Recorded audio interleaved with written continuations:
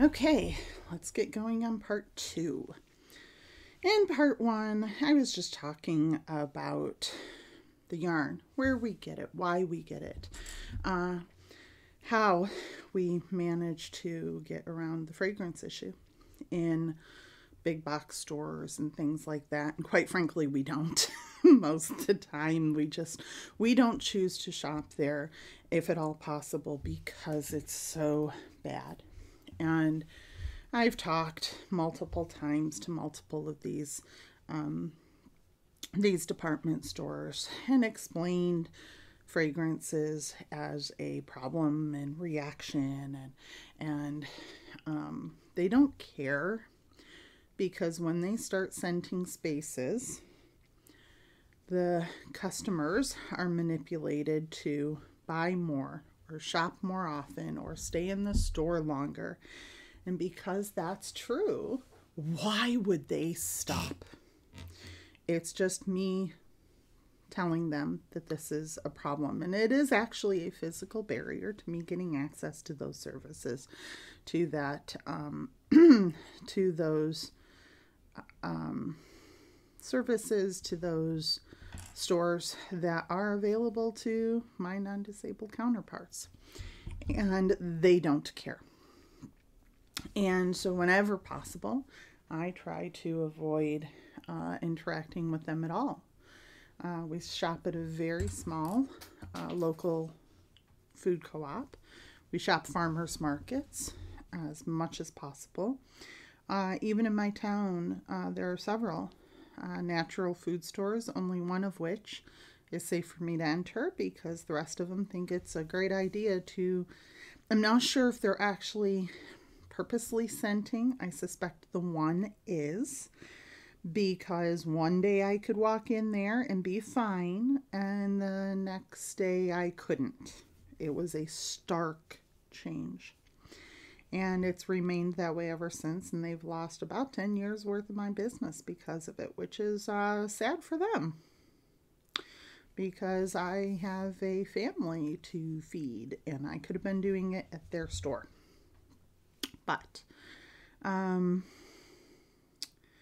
yeah, and let's talk about the other customers, because that is an excuse that gets used constantly, is that we're not going to accommodate your fragrance reactions because what about all the other customers? And we can't control them. Here's the fun part. I've never asked anybody to control anything outside of their control.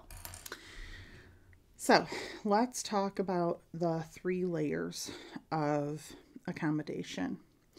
And let's talk about it from a standpoint of the healthcare systems, because that is the easiest, most straightforward thing to... I think it's one of those touchstones that everybody will understand.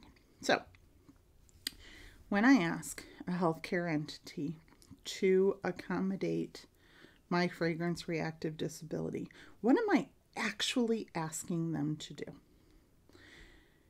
I am very careful. I'm asking them to take a 3-layer approach. Those 3 layers start with the first layer is what's most in their control. The second layer is kind of in between. They have some control over it, but not nearly as much as the first. And then the third layer is they have influence there, but not really control per se. So in healthcare settings, that is what is completely in their control. The products that they're using are completely in their control. So if you walk into a doctor's office and you are hit with a wall of fragrance, that fragrance is coming from somewhere. And let's talk about it in terms of you're the first patient of the day. There are no other patients. The only people there are the staff. Waiting room's empty. When the doors open, are you getting hit by a wall of fragrance? that means something, probably lots of things, in their office is fragranced. And they have complete control over the products that they use. So, the first question is, the first accommodation that is asked of these healthcare entities is, I'm met with a wall of fragrance. I say it nicely, I say it in different ways, but essentially, I tried to enter your building and I was unable to because there's a fragrance barrier. Usually I'll ask beforehand if they're fragrance free, and the number of healthcare entities that swear that they are fragrance free is astounding based on the fact that I can't find a healthcare entity to treat me because they are all fragranced. So they're not truthful in that. And the most obvious one is Febreze. Febreze has no clinical utility whatsoever. It just doesn't. It is a known problem for many people with various reactions to fragrances, and whatever junk is in Febreze is just awful. And I understand that's my personal opinion. But I am the canary in the coal mine. If my body is reacting to it, give it time, yours will too. And you can listen to my body and you can learn from it, or you can stick your head in the sand and ignore that it's possible, because it's pretty bad. So Febreze is, even if they're not actively using it, fragrance will stick in the air for a long period of time. And according to the ADA, we're supposed to have access to all of the services in our facility. And if a facility, in our community, and if a facility is fragranced at baseline, then that person with the disability doesn't have full access the way that everybody else does. So if you're talking about a dental office and you're the person with the disability and you ask for them to go fragrance free at baseline so that you have access to those services at any time that you need them, that means that if you wake up in the morning with a toothache, you can go in. If they can work you into the schedule like they would any other patient, then you can go in that afternoon and get it taken care of and job done. But if in order to get access to that facility, you have to go through a 5-year-long fight just to get Febreze removed, keeping in mind Febreze offers nothing of clinical significance. There's no reason to have that product in a healthcare space. So, if you're a person with a disability and you can't access those services on an emergent basis, you're not being treated like all the other patients. You are not getting the same equal access to care as your non-disabled counterparts. So, the first question is, are they willing? Are they going to be fragrance free at baseline? Of course, you help them to understand what that means. And you help them to understand, though we don't have to say these things, that it impacts more than just me. Because 1/3 of the population has some degree of reactions to fragrances. We have people in the community who are on the autism spectrum disorders, or autism spectrum. And a lot of times sensory processing disorders come with that. And so you have,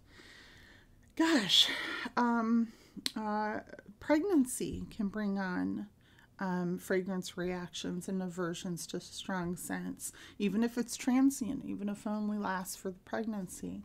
asthma, COPD. Fragrances are suspended in the air. They land on skin. They can cause skin reactions. Mast cell activation syndrome and mastocytosis can be kicked up by these fragrances. And I'll apologize for not being completely educated in that realm, but there's a lot of crossovers when it comes to fragrances, fragrance reactions, and where these reactions show up. Children or tiny little humans are being exposed to these fragrances everywhere, and their immature neurologic systems are, how cruel.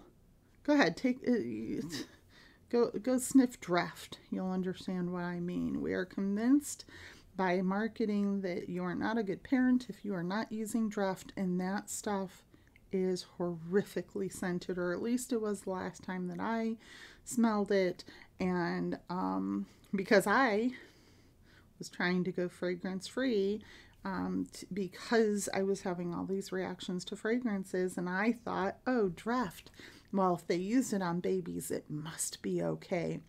Oh, it was not okay, and it was a huge problem, and I got rid of it immediately.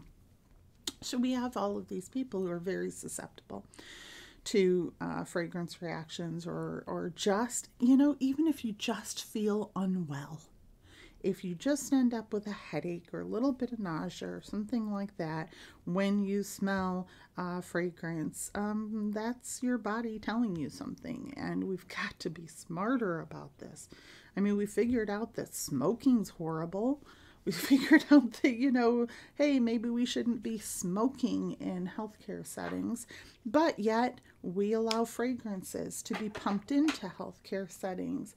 And we allow fragrances like completely unregulated, right? So even if you have surgery, they usually, I think they're sending people home with Hibiclens, or they're telling them to go buy it from the drugstore or whatever, and they're supposed to bathe with it before surgery. And Hibiclens, if memory serves, has, I'm not sure if it's red dye 40, but it's definitely a pink liquid, and I do believe that there's a dye in there, but it has fragrance in it. So somebody with fragrance reactions, or somebody who does not know that they have fragrance reactions, because that can happen too, can take the doctor's orders, and they can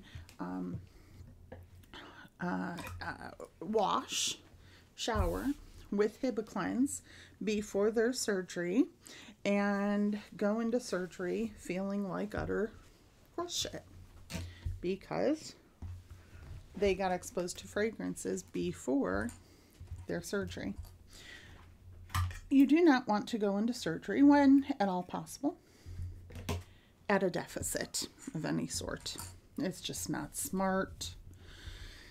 If you are a doctor who is prescribing different medications, you would be wise to note which medications have fragrances in them, which medications have dyes in them, because different patients will react to different things.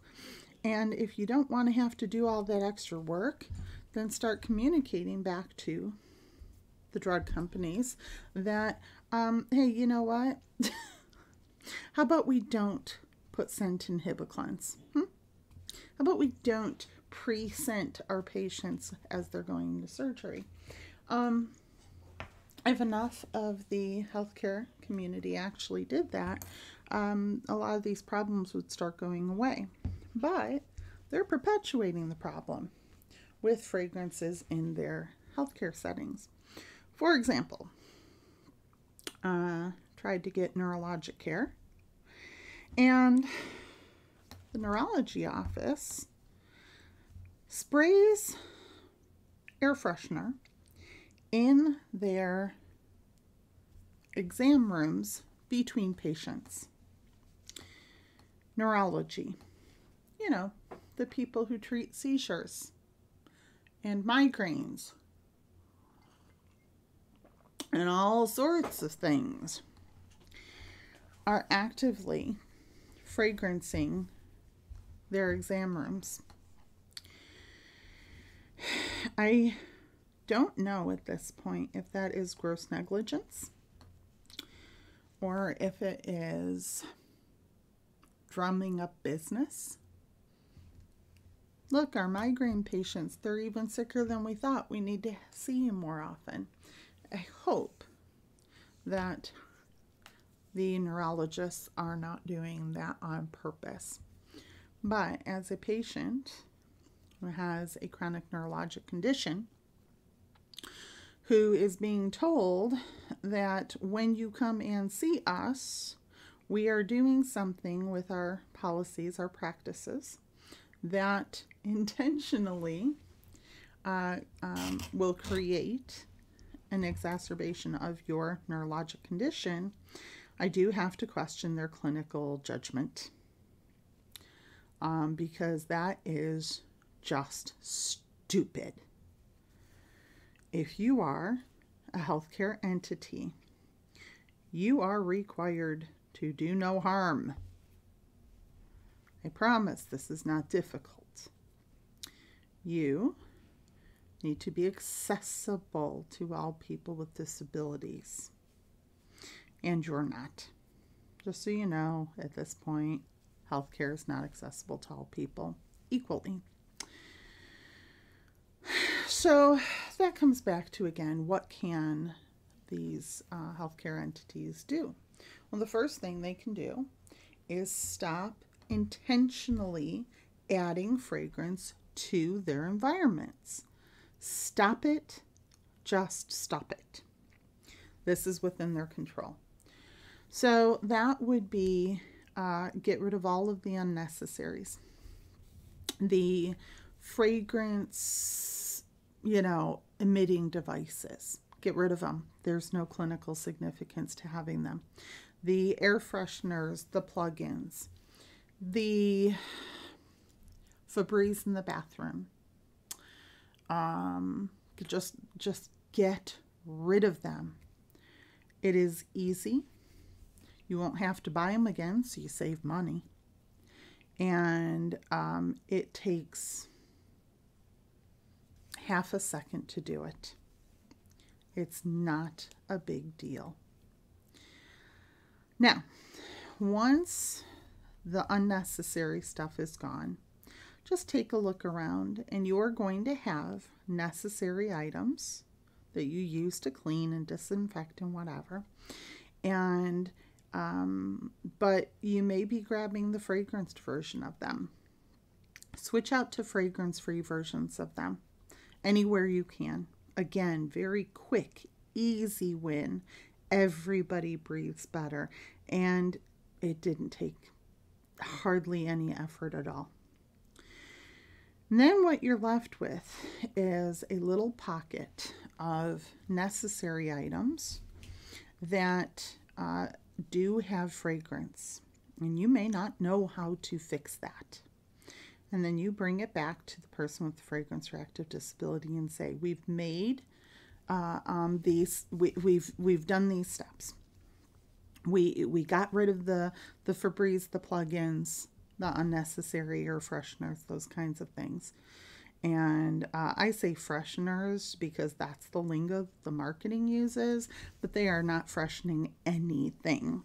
They are adding a layer of toxic sludge to the air. And I don't know about you, I prefer to breathe actual air and not have it displaced by fragrance chemical nonsense. That's me. So if they come to you and they say, we've made these first steps and we got rid of the unnecessary stuff, and then the stuff that we could go fragrance free quickly, we've already done that, but we don't know what to do with these last remaining bits that are necessary products but also have fragrance. And that's when you work together to find what is the purpose of the product that you're talking about. And then you as the patient, that's what I keep offering to do, is you go about finding replacements for it. And if there's a fragrance-free version, you make that happen. If there is no fragrance-free version, you find things that accomplish the same goal without fragrance. Okay, so that seems pretty straightforward. If they were to even do steps 1 and 2, it would take down the fragrance burden so much that people with less severe cases of fragrance reactive disabilities, because there are degrees of it, they may be able to then self-accommodate for that last little bit while it's getting improved. But just, God, start off with the easy wins. So that's the first thing. That's all the stuff that's within the control of the healthcare entity. Again, I'm just using them as an example. The second step is staff. Staff is the product of the culture of that employer. So, years ago, we had smoking everywhere. And it was just accepted that that's how life was.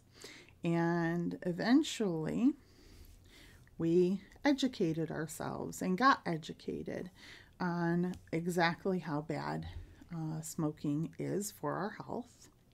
And this is not a conversation about whether or not people should or should not or have the right to smoke. Nope, that's not my monkeys, not my zoo. It is a conversation about having an impact on the people around you, because smoke, cigarette smoke and the like, I say the like because now we've got vaping and everything going on, but when you smoke, there's the first-hand damage to you, the person who is choosing to engage in that activity. And I understand there's addiction within that too. So that was not a judgment statement. Nicotine addiction is a thing. So I'll toss that out there too. But when you're smoking, you are inhaling that directly into your lungs. But there's secondhand smoke. And secondhand smoke is when the people around you, as you're smoking, are also inhaling the smoke. That's secondhand smoke. Then there's third-hand smoke, which we finally talked about enough to understand what that means. And what third-hand smoke is you smoked, and it's on your clothing now. And you're not actively smoking, but the scent or the smoke that is embedded in your clothing is outgassing into the air around you, and that is third-hand smoke. And I kind of almost want to say that there's a fourth-hand smoke too, which is this, like items that are in a space where smoking has happened will absorb the smoke smell. And so, if you buy something, I don't know, on Craigslist or off of eBay or something like that, if that item has been in a smoker's home because it will smell like that smoke. To me, that's kind of the fourth hand. And fragrance follows the same pattern. So, if you go to a doctor's appointment and you get placed in a room with a nurse, and that nurse, for some unknown reason, pulls out a bottle of perfume and sprays herself while you're in the exam room. Well, that would be, her using it would be firsthand exposure. She is actively using it on her, I'd say her, sorry. Generic gender is going on here. I understand it could be anybody, but I'm just going to go with her for now for ease of conversation.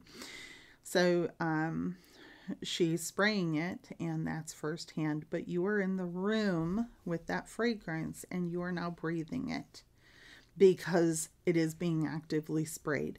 That is secondhand exposure. And now let's say that the nurse sprayed fragrance on out in the hallway, and or on break in the car or whatever, doesn't matter where, and then walks into your exam room. You are now breathing third hand fragrance. All of it's damaging, by the way. So now you're breathing third hand fragrance. And let's say that you are waiting on paperwork, and this same nurse who, sprayed on fragrance, maybe slathered on some fragrance lotion, is now, like, you're not even there. You're at home, and you say, hey, I need my lab work. Can you drop it in the mail? And they say, sure. And when the paperwork arrives, it smells like this nurse, because the fragrances on her hands will have embedded in the paperwork. And you are now smelling the fragrance fourth hand. But it gets worse than that, because when these nurses, let's say, wash their smocks and their scrubs in fragranced detergents, fragranced fabric softeners, even if they say, oh yes, of course I'm fragrance free, we have a policy here, we don't put on fragrance. If it's in their smocks and their scrubs, it's on their person. It's still there.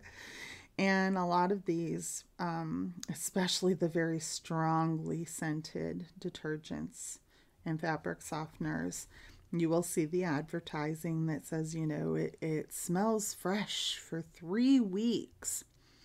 That is some sort of a polymer, I think, that it kind of makes it stickier, makes it last longer, and re-release on friction.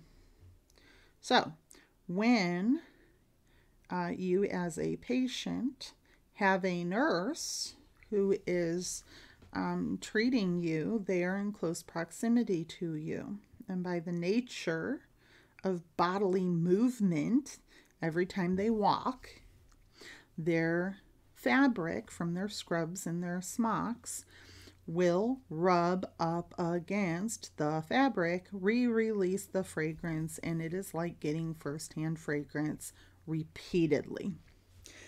And when you are in an exam room, you are hostage to it. There's no place to escape. There's no pocket of fresh air to escape to, because whatever is on that healthcare worker, and I'll stop picking on nurses, I promise I wasn't picking on you. It doesn't matter who it is. It can be a medical assistant, it can be a nurse, it can be a medical scribe, which are being used now in patient exams. It can be a patient care attendant. It can be the doctor. It can be the med student. It can be if you're in a hospital and they send the person from insurance registration into your exam space to get your insurance card. They're impacting you too. It's everywhere. So the first step is for the healthcare entity to stop using fragrance at baseline, stop using fragranced products. The second, and so that there's pockets of fresh air to escape to, if you can actually do that. The second one is to have HR policies that specify fragrance-free requirements. They do it for smoking.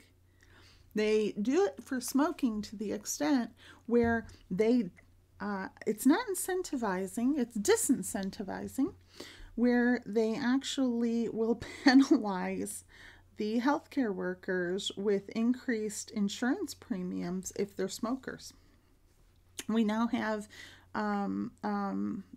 we have programs in place in some of these hospitals where they're paying for smoking cessation programs, I think, and things like that, because they want to have a truly smoke-free campus. And the staff is a big part of that initiative of how do you get it fragrance, or how do you get it smoke-free if your staff is, lighting up on break and walking around depositing second, third, and fourth hand smoke everywhere. It doesn't work well. And they are in close proximity to the patients, and they are going to impact the health of the patients. It's just how medicine works. So that's the second layer, working with the staff. That's education, that's inclusion training, that this is an issue of inclusivity, this is an issue of civil rights and disability rights, and we don't want to intentionally or unintentionally do things that exclude marginalized populations. So that's number 2. Number 3 is the other patients, and this is a long-standing, well-known, very difficult to control population. We know that the healthcare entities cannot theoretically, quote unquote, control the other patients. So you start off with modeling the behavior you want the patients to have, which is making all of the first steps to be fragrance-free, and then talking about it, modeling it, putting out informational flyers of why we as a healthcare entity chose to go fragrance-free. How does it impact the patients? How is it that it can be easily accomplished? Just anything. UCLA has a great fragrance-free toolkit, and hopefully I will remember to put it in the notes. But it walks through the concepts of being fragrance-free and why we're doing it. You put up signs saying, this is a fragrance-free facility. Please refrain from wearing any fragrances, or fragrance usage is prohibited, or however it gets done. But you want strong language to convey that this is a fragrance-free facility and we are serious about it. Then you find any other way that you can work that in. So that could be like email taglines, reminding the general population that we are fragrance-free, putting up the flyers, having the staff. I mean, it should be on websites, just as a reminder, this is a fragrance-free facility. Please help us buy X, Y, and Z. And we all know that those patients are influenced by what's going on around them. So if the doctors are talking about it or the healthcare facility is putting out that information, you will get more buy-in from the patients themselves. And every one of those changes improves the air quality and increases inclusivity, which is our goal. But it does not work if you put up a fragrance-free flyer or fragrance-free sign in a healthcare facility that is pumping in fragrance into their air. So you can't blame the patients for having fragrance in a facility that has fragrance. It doesn't make any sense. Or who sells scented candles in your gift shop? Really? I mean, that's just mocking people with fragrance reactive disabilities. It makes no sense. Dental offices, Yankee candles in dental offices. Come the hell on. There's one facility who is known, I have documentation of the fragranced products that they are using. It came from their environmental services staff. And at the same time, they have fragrances that they are using in their facilities. They have a sign posted for the patients to not wear fragrances when they come to the facility. That's a complete mixed message. How serious is a patient supposed to take that? Number one, when you yourself are using fragrances, and what difference does it make if a patient has fragrance on if your whole damn facility is fragranced? It doesn't make sense. So you have to start with the first layer. Now, let's pretend that a facility is fragrance-free at baseline, which means when there are no staff, no patients there, can a person with a fragrance-reactive disability get in the door? Is it safe for them to breathe in that space? That's the first thing. That's that step one. What has the healthcare entity done to improve the air quality of that space that they are solely in control over? Second is the staff. Get them to go fragrance-free as much as possible, and that will be a slower process, but a well worth it process, and it must be done. And then the third one is those patients. Those other patients are very difficult to influence strongly, but there's ways around them. And it goes like this. If you can now get into the building, which is access, and we will talk about that in a completely different video because it needs its own time.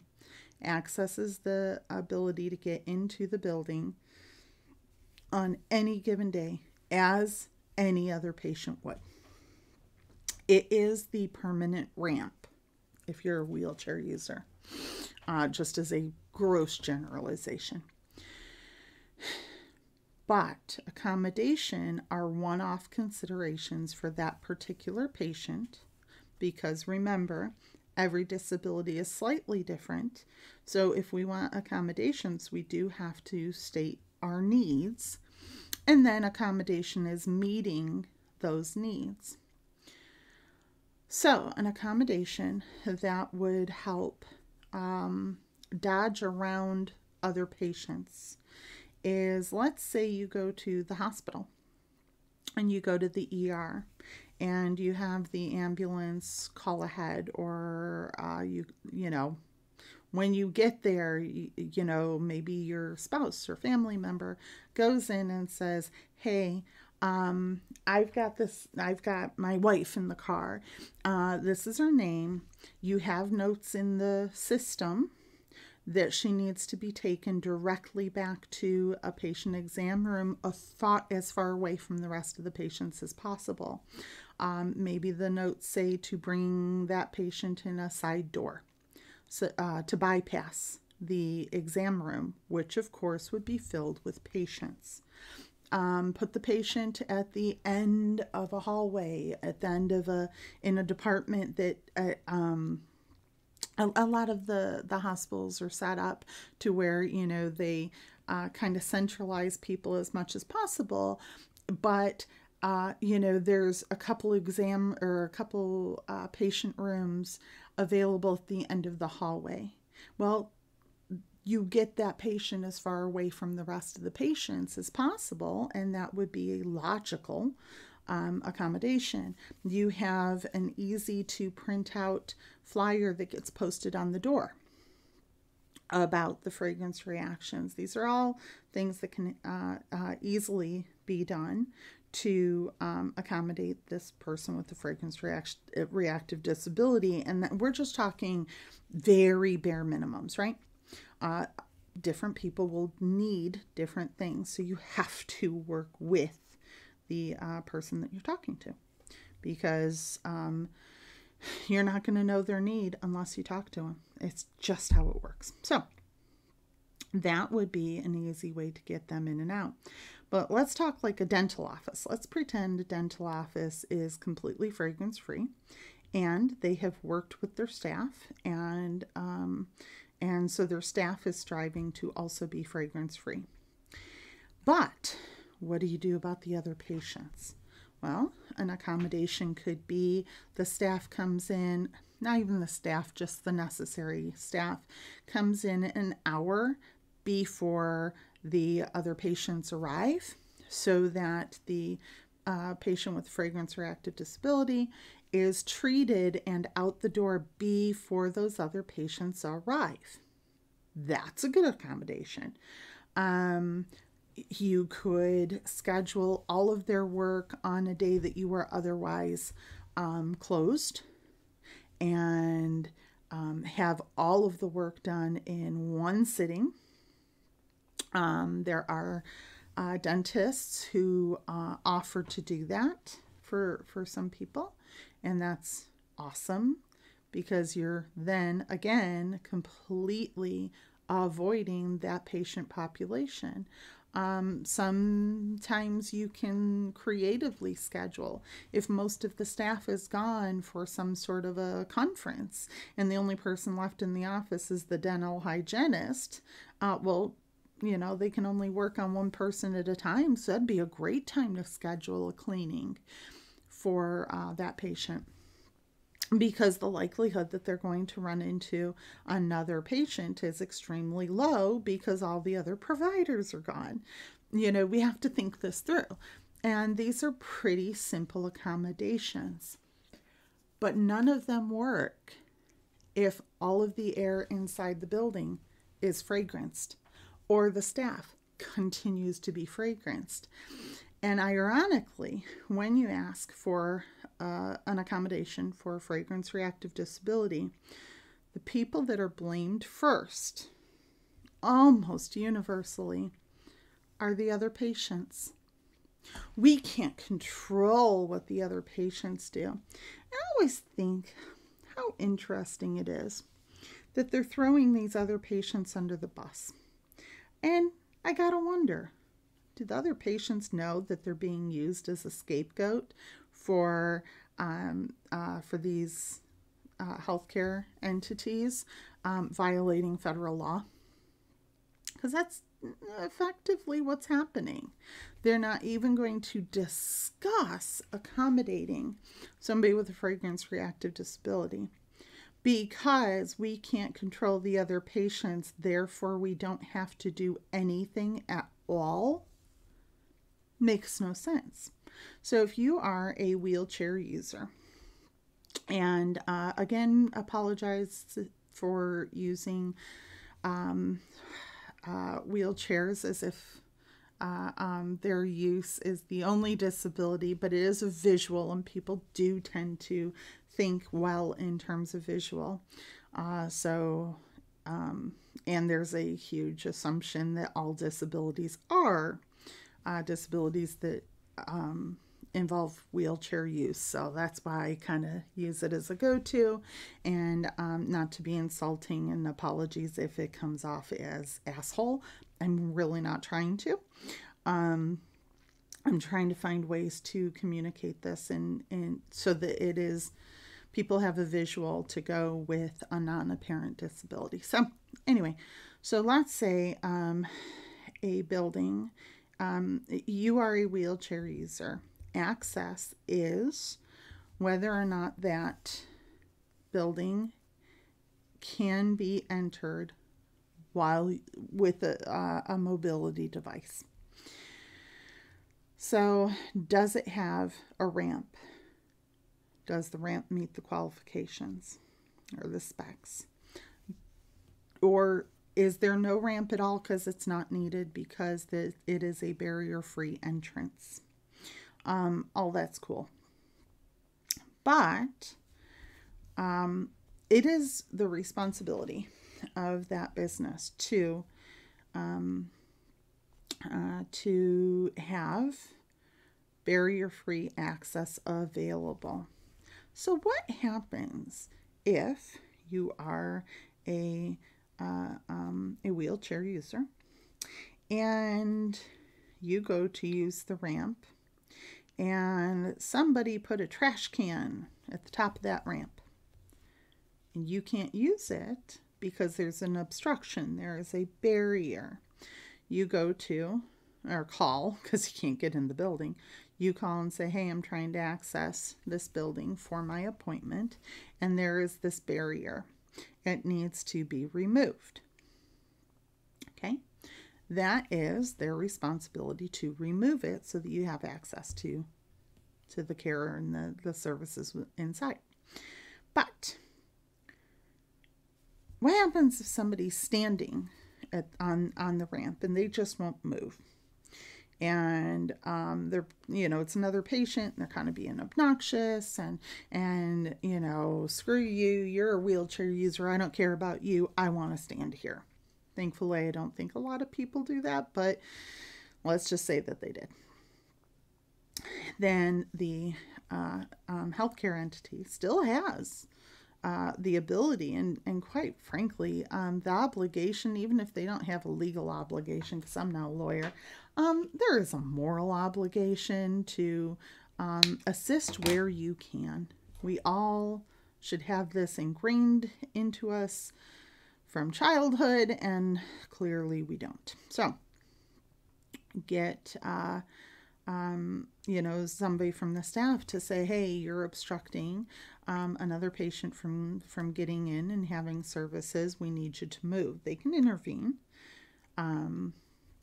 So that's all of that. But let's say you go to this appointment and there's no ramp and there's only stairs into the into the building, and you can't get the services that you need. As a person with a disability, you are now obligated, if you want services there, you are now obligated to engage in this conversation. Hey, I tried to get in for my appointment. There, I can't get in because of a lack of barrier-free entrance. We need to rectify this. What happens if they say, oh, well, we would, I'm really sorry you have this disability. And, we could build the ramp, but somebody could stand at the top of the ramp and then you can't get in. And, well, we're just not going to do it because, a patient could obstruct the ramp once it's built. No, you build the fucking ramp. Your job as a healthcare entity is to be accessible. You do not get off the hook because somebody possibly will stand on that ramp and make it inaccessible for a brief period of time. Build the damn ramp. cross the other bridge when you get to it. And what's happening instead is people are saying, oh, well, because because you're asking for a fragrance-free space. And well, there's other patients, and the other patients might be fragranced. Therefore, we don't have to do anything. We don't have to build the ramp.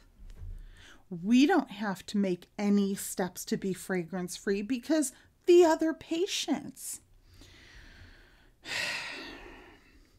And that really pisses me off, because it is still their job, healthcare entities' job, to be accessible at baseline. And they're using the other patients as scapegoats, as excuses to not be accessible. And the other patients have no idea they're being thrown under the bus. But they are. And patients with disabilities don't know what's going on.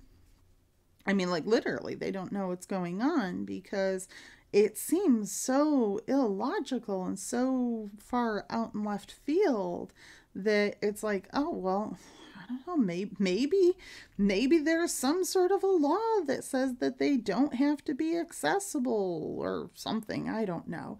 And so when we're met with such stupid, ludicrous arguments, a lot of times we will just say, oh, screw it, I will go somewhere else. I cannot have a battle of wits with unarmed people. I don't have the margin, I don't have the time, I don't have the patience. And I understand that desire. I've done that for years. And what it actually does is condone bad behavior. And then you end up 10 years down the line still struggling for the basics. Because now it's kind of, everybody knows that one kid, right? And that one kid that they push buttons because they can. And every time you move the boundary for them, they push more buttons. And they get, when you don't have firm boundaries, people will abuse the boundaries. Now, kids, that's what they're supposed to do. They're supposed to learn about their world around them, and that's part of it. And I'm not disparaging children. I think kids are kind of cool. But when that's happening in healthcare settings, and they say these ridiculous things, like, we're not going to change anything because another patient might be the barrier, and so, like, we're not going to do anything because we don't wanna. It doesn't make any sense. And if we don't challenge that, they go, cool, it worked, and then they keep using that excuse. So the next person who says, hey, I have this disability, I need an accommodation, I'm deaf, I need an ESL interpreter, I'm blind, I need Braille, whatever it is, right? If we don't hold them to the law as it presents itself, if we don't insist on our rights as those situations arise, what we basically are doing is creating this this healthcare system across the United States where they think compliance with federal law is optional. And if they just say stupid things, then you'll go somewhere else because you don't want to deal with stupid people. And that is costing people access to healthcare. And a really quick, easy example is when I am told to self-accommodate for my fragrance reactive disability. And I'm told to do that in dental care settings by wearing a mask that will be very quickly overpowered because of the strength of the fragrances in the environment, the lack of action on the part of the dental facility to remove the obvious sources of fragrance. And how do you have dental care with a mask over your mouth? And when I ask these dentists or, their staff, whatever, when I ask them that question exactly, I'm usually told something dumb. Like, well, it would be difficult. What? That's kind of the point. You can't have dental care when your teeth cannot be reached, when there is an assist device obscuring the area of your body you need treatment on. And yet, that's what they say, because it is asinine. And they're hoping that if they say asinine things, you will go somewhere else. And if you go somewhere else, they don't have to accommodate you. And this plays out over and over and over again. And people with disabilities are often being refused care, proper levels of care, any level of care, because how do you combat that level of stupidity? And I contend that you don't. You cannot have a battle of wits with an unarmed person. And healthcare is really at this point not about you. It's not about getting you care. It's about them managing you as a risk, not an actual risk. It's managing their risk to status quo. You are a threat to be contained, not a threat that you've made a threat, not a threat that you've done anything, or that there is anything that's an actual. There just is no threat, right? Your very existence becomes the threat.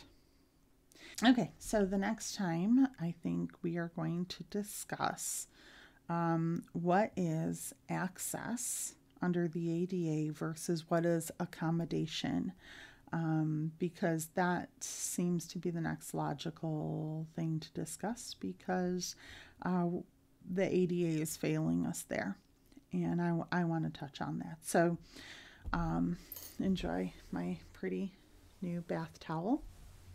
It's awesome. And I will meet you back here for the next round of discussions. Take care. See you next time.